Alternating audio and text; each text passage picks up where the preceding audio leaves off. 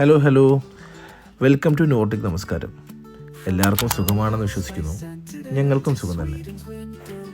സ്വീഡനിലെ വെസ്ത്രോസ് എന്ന് പറയുന്ന സിറ്റിയിലാണ് ഞങ്ങൾ താമസിക്കുന്നത്. ഇന്നൊരു സാധാരണ ദിവസമായിരുന്നു. എന്തെങ്കിലും ഒന്ന് ചെയ്യണ്ടേന്ന് കരുതി പുറത്തോട്ടേക്ക് നോക്കിയിരുന്നപ്പോഴാണ് വെറുതെ ഇവരുടെ ഒരു പ്ലാനിങ് വെബ്സൈറ്റായ westrocity.com ചുമ്മാ കയറി നോക്കുന്നത്. അപ്പോൾ കണ്ടു ഇവിടെ അടുത്ത് സെൻട്രലായിട്ട് ഒരു ക്രിസ്മസ് മാർക്കറ്റ് നടക്കുന്നുണ്ട്. അപ്പോൾ തന്നെ പ്ലാൻ ഇട്ടു, എന്താ അങ്ങോട്ട് പോയാൽ എന്തൊക്കെയുണ്ടെന്ന് കാണാമല്ലോ, എന്താണ് ഇവിടുത്തെ കൾച്ചർ. വന്നിട്ട് 2 വർഷമായെങ്കിലും നമുക്ക് അങ്ങനെ കൾച്ചറൊന്നും എക്സ്പ്ലോർ ചെയ്യാനുള്ളൊരു സാമ്പത്തിക ശേഷി ആയിട്ടുണ്ടായിരുന്നില്ല. അതുകൊണ്ട് തന്നെ വെച്ച് പുറപ്പെട്ടു. അവിടെ നിന്ന് അടുത്തുള്ള ബസ് സ്റ്റോപ്പിൽ നിന്ന് ഒരു ബസ്സും കയറി സെൻട്രലിലോട്ടേക്ക് പോയി. ചെന്നപ്പോൾ തന്നെ അവിടെ കുറച്ച് കൂട്ടം കണ്ടു. നോക്കിയപ്പം ഒരു സ്വീറ്റ് ഉണ്ടാക്കുന്നതായിരുന്നു. നമ്മുടെ ബദാമും ഡേറ്റ്സും ഒക്കെ ഒരു കാരമലൈസ് സിറപ്പിൽ മിക്സ് ചെയ്തിട്ട് ഇവിടുത്തെ ഒരു ക്രിസ്മസ് സ്വീറ്റായിരുന്നു അത്. അതിൻ്റെ പല ഫ്ലേവേഴ്സും കാര്യങ്ങളും എല്ലാം അതിനകത്തുണ്ടായിരുന്നു. അതും വാങ്ങിച്ച് ചുമ്മാ നമ്മുടെ കപ്പലണ്ടി കൊറിക്കുന്നത് പോലെ കൊറിച്ചുകൊണ്ട് ഞങ്ങൾ എങ്ങനെയാ തിരുവിക്കൂടി നടന്നു. യൂറോപ്പിൻ്റെ പല ഭാഗങ്ങളിലായിട്ട് ഇതുപോലത്തെ ക്രിസ്മസ് മാർക്കറ്റുകൾ നടക്കാറുണ്ട്. സ്വീഡനിൽ തന്നെ ബാക്കി പല സിറ്റീസിലും ക്രിസ്മസ് മാർക്കറ്റ്സ് ഉണ്ട്. സ്റ്റോക്ക്ഹോമിലുണ്ട്, ഗോത്തംബർഗിലുണ്ട്. അതുപോലെ തന്നെ യൂറോപ്പിൽ ജർമ്മനിയിൽ ഭയങ്കര ഫേമസ് ആണ് അവരുടെ ക്രിസ്മസ് മാർക്കറ്റ്സ്. ഇവിടെ നമുക്ക് കാണാൻ സാധിക്കുന്നത് ഒട്ടനേകം ചെറിയ ഷോപ്പുകൾ, കുറേ സാന്റാക്ലോസുമാർ, കുറേ കുട്ടികൾ, അവർക്ക് സ്വന്തം കൾച്ചർ പകർന്നു കൊടുക്കുന്ന പാരൻസ്, അങ്ങനെ വളരെ മനോഹരമായ എന്നാൽ ചെറിയൊരു കമ്മ്യൂണിറ്റിയുടെ ചെറിയൊരു ആഘോഷങ്ങൾ ആണ് നമുക്കിവിടെ കാണാൻ സാധിക്കുന്നത്. ഷോപ്സിൽ മെയിൻലി കാണാൻ സാധിക്കുന്നത് ഫുഡ് ഷോപ്സ് തന്നെയാണ്. ഒട്ടനേകം രാജ്യങ്ങളിലെ ഫുഡ് വിഭവങ്ങൾ ഇവിടെ നമുക്ക് കാണാൻ സാധിക്കും. Mainly Spanish, Italian, Japanese, American, Thailand, Mexican, ഇങ്ങനത്തെ രാജ്യങ്ങളിലും പിന്നെ സ്വീഡൻ്റെ തനതായ ഫുഡ് വിഭവങ്ങളും നമുക്കിവിടെ കാണാൻ സാധിക്കും. ഇതിനിടയിൽ ഞങ്ങൾ കുറേ ഡോണറ്റ് വാങ്ങിച്ച് കഴിച്ചു. അത് കഴിഞ്ഞ് വീണ്ടും മുമ്പോട്ടേക്ക് നടന്നു.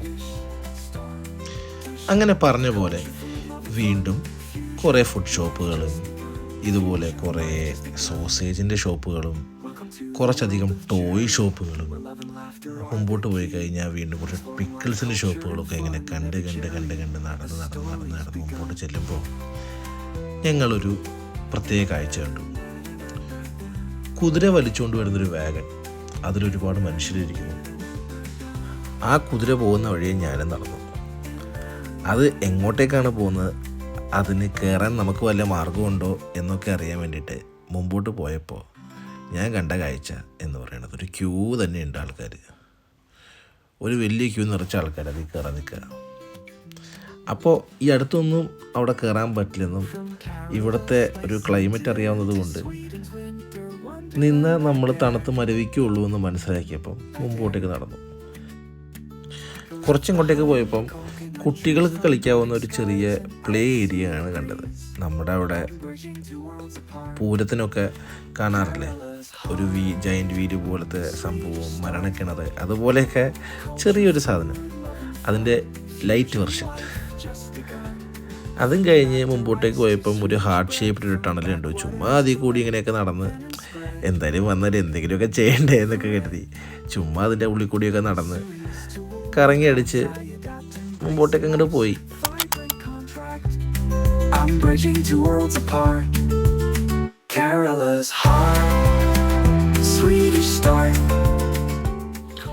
നല്ല cold, dark and harsh winter face ചെയ്യുന്നൊരു നോർത്തേൺ രാജ്യമായതുകൊണ്ട് തന്നെ സ്വീഡനിൽ ഒരുപാട് വിൻ്ററിനെ പ്രതിരോധിക്കാവുന്ന ഡ്രസ്സുകൾ വിൽക്കുന്ന ഒരുപാട് ഷോപ്പുകളുണ്ടായിരുന്നു.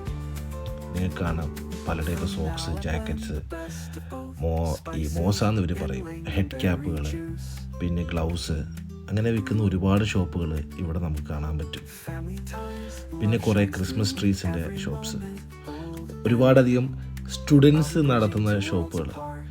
ഞങ്ങൾ മുമ്പോട്ട് പോയപ്പം കുറച്ച് കുട്ടികൾ അവിടെ സ്വീറ്റ്സ് വിൽക്കുന്നുണ്ടായിരുന്നു. എന്തിനും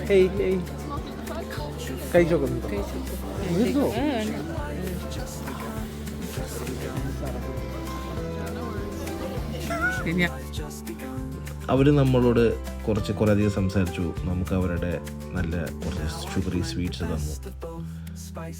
നല്ലൊരു എക്സ്പീരിയൻസ് ആയിരുന്നു അത്.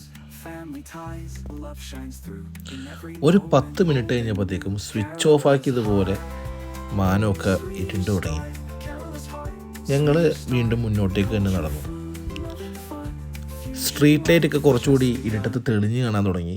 സ്ട്രീറ്റ് കുറച്ചുകൂടി ഭംഗിയായി തുടങ്ങി.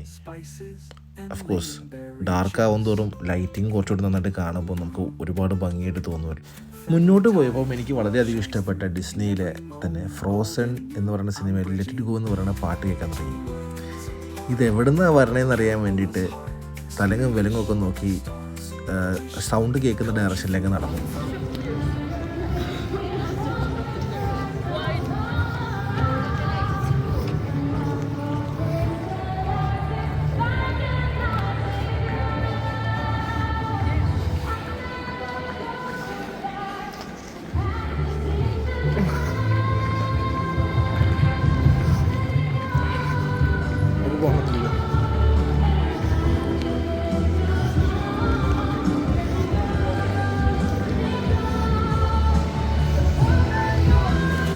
ഒരു ആർട്ടിസ്റ്റ് പ്രിൻസസ് കോസ്റ്റ്യൂമൊക്കെ ഇട്ടിട്ട് ഈ തണുപ്പത്ത് സെൻറ്ററിൻ്റെ ഒത്ത നടുക്ക് വന്നിരുന്ന് ഫ്രോസണിലെ പാട്ട് പാടുക.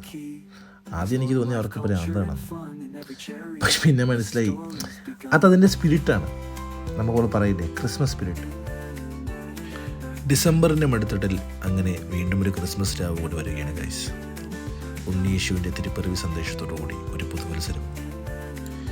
ദീപപ്രഭ ചൊരിയുന്ന മെഴുകുതിരികളും തിരുപ്പിറവി ആലേഖനം ചെയ്ത പുൽക്കോടുമായി നമുക്ക് ഈ ക്രിസ്മസിനെ വരവേൽക്കാം. എന്നും ഞങ്ങളുടെ കൂടെ ഉണ്ടാകുമെന്ന ഉറച്ച വിശ്വാസത്തിൽ നമസ്കാരം.